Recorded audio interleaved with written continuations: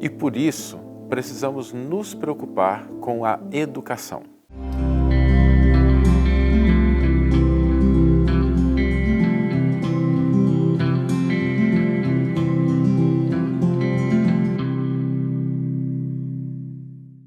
Olá, meus amigos, olá, minhas amigas, sejam todos muito bem-vindos ao programa Reflexões com Emmanuel.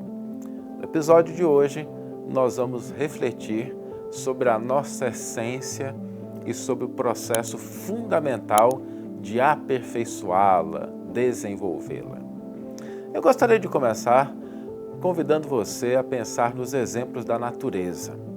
Às vezes nós caminhamos por um bosque, por um parque, e vemos aquelas árvores grandiosas que estendem a sua copa, trazem aquela sombra acolhedora ou frutos saborosos. E a gente olha para aquele ser vivo, magnífico. E é preciso lembrar que toda grande árvore começou com uma semente pequenininha. Aliás, algumas são tão pequenas que às vezes a gente passa por elas sem nem perceber. E com o tempo, aquela semente pequena se torna uma árvore grandiosa. Se a gente olhar um grande rio, um rio caudaloso, um rio que as pessoas utilizam para nadar, pescar, viajar, se divertir, aquele pôr do sol atrás de um rio, a gente precisa lembrar que todo rio começou com uma fonte pequenininha, às vezes milhares de quilômetros distantes, e que foi se acumulando até formar aquele grande rio caudaloso. A natureza ela é pródiga em exemplos que nos mostram que os grandes eventos, as grandes ocorrências, elas começam pequenas, começam com pequenas coisas. Mas por que eu estou dizendo isso? Porque todos nós, como seres humanos, temos um DNA divino. Temos uma essência divina dentro de cada um de nós. E Jesus afirmou isso quando atribuiu a relação do ser humano com a divindade, com Deus, como sendo uma relação de paternidade. Jesus chamava Deus de Pai, o que significa que nós trazemos na nossa essência, na nossa característica, esse DNA divino. Só que, se nós compartilhamos esse DNA, é preciso desenvolvê-lo. É preciso fazer com que ele floresça, com que ele frutifique, com que ele de fato se torne uma expressão no máximo das nossas possibilidades, assim como a semente que vai se desenvolvendo se torna um dia uma árvore frutífera. E é importante a gente lembrar que as árvores não crescem até o céu, cada uma cresce até a sua característica, de acordo com a sua espécie, de forma que a gente não pode esperar crescer até o tamanho de Deus, certo?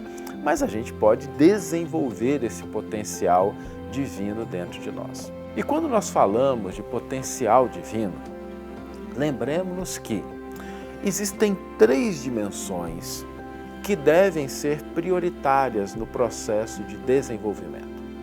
A nossa inteligência, a nossa razão, o raciocínio. Essa é a primeira. A segunda é o sentimento.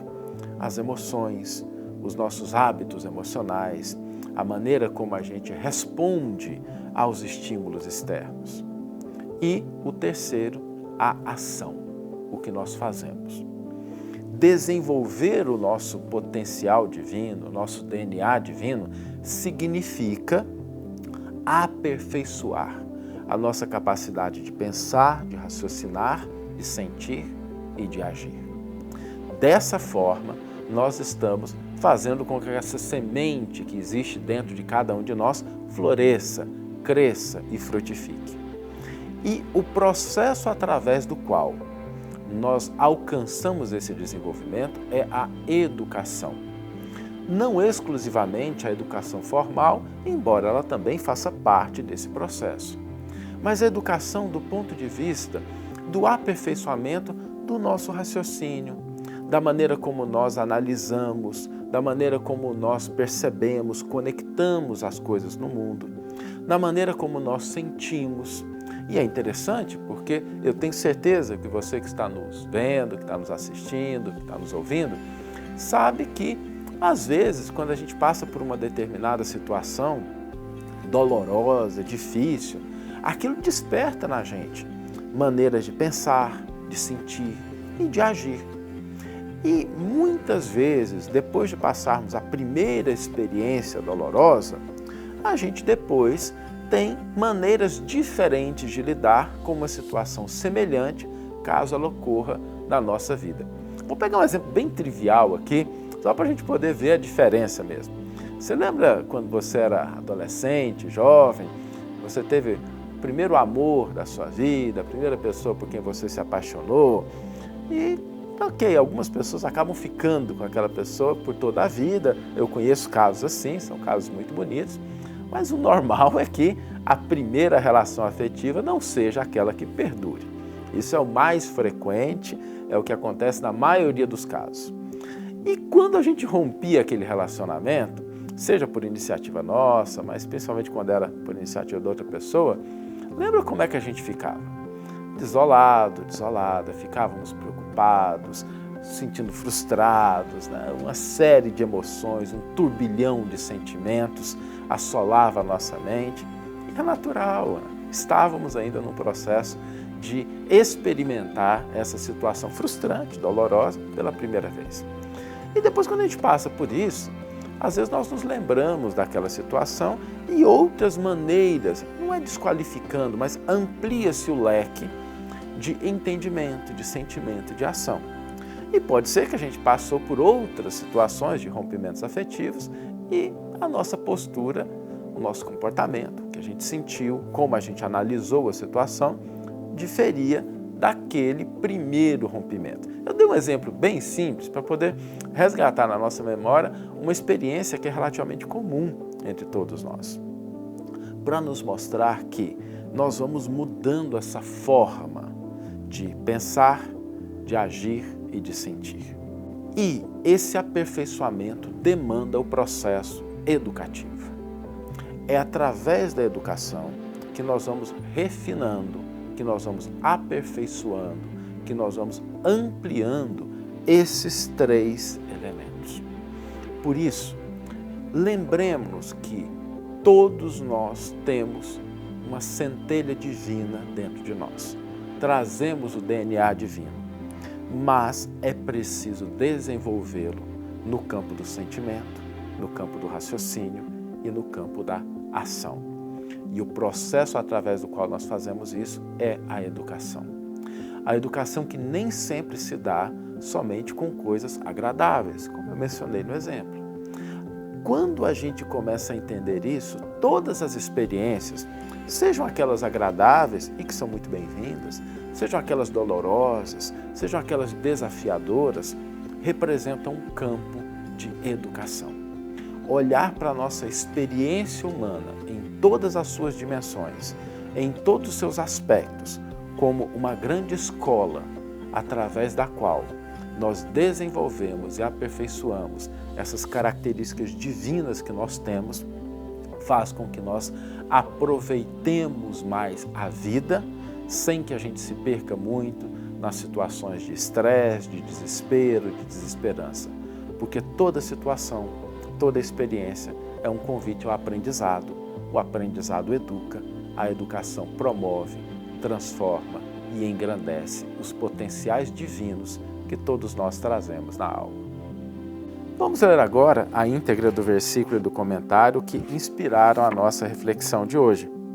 O versículo está na primeira carta que Paulo de Tarso endereça à comunidade de Coríntios, 1 Coríntios, capítulo 3, versículo 16, e nesse versículo o grande apóstolo dos gentios registra: Não sabeis que sois templo de Deus e que o Espírito de Deus habita em vós?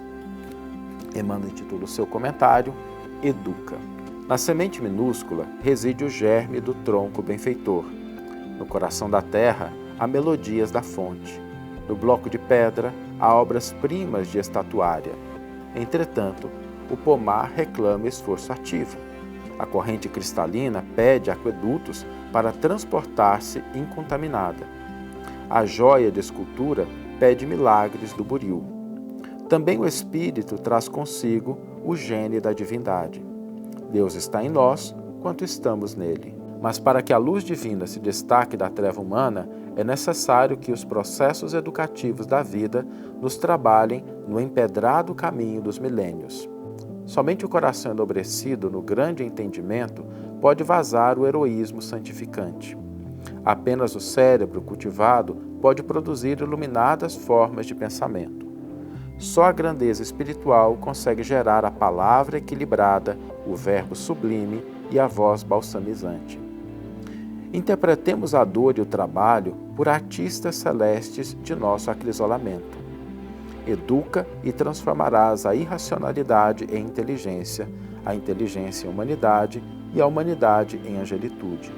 Educa e edificarás o paraíso na terra.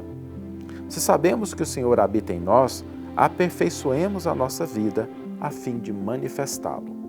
Uma valiosa página de Emmanuel que nos convida a reconhecer esse potencial, essa característica, essa centelha divina que nós trazemos dentro de nós e a necessidade de nos desenvolver para melhor expressá-la. E o desafio de hoje é exatamente isso. Vamos nos fazer a seguinte pergunta: como eu estou expressando os potenciais divinos que estão dentro de mim? Como eu estou expressando esses potenciais?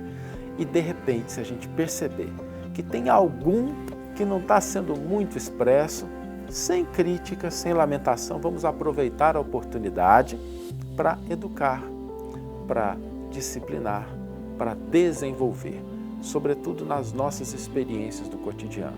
Então hoje vamos expressar os potenciais divinos que nós trazemos dentro da nossa alma, educando-os dentro das circunstâncias em que nós estamos inseridos.